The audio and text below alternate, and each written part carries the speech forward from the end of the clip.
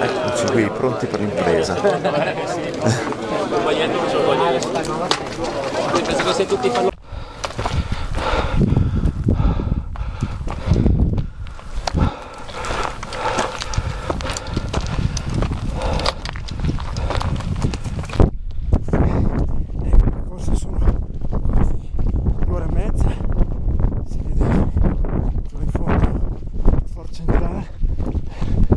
Pepe, come si chiama, e vediamo di andare bene. Ornati sta volando, vedremo di prenderlo. La situazione diventa durissima, guardate un po', guarda un po' fin dove deve andare.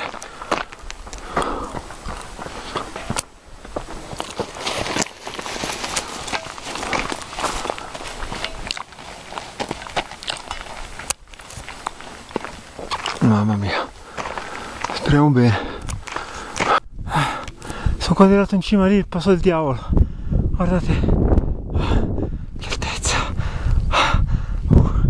Laghetti dappertutto, è stupendo.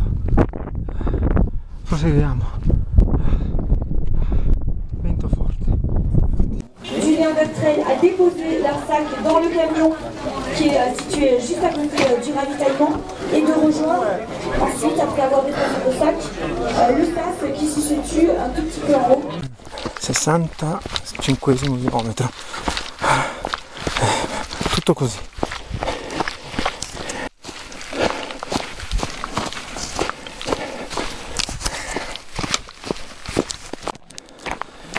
Oh, 6,5, sono quasi a Monte Carlo, tutto bene, faticoso ma bello.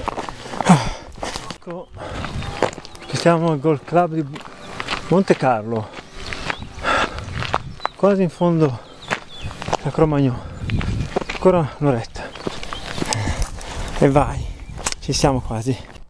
Ecco qua che spettacolo,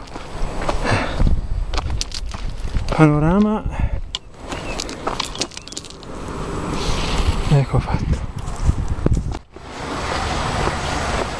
Stiamo arrivando al Cro, alla fine del Cro, quasi 9,5, caldissimo, evviva! Ce l'abbiamo fatta.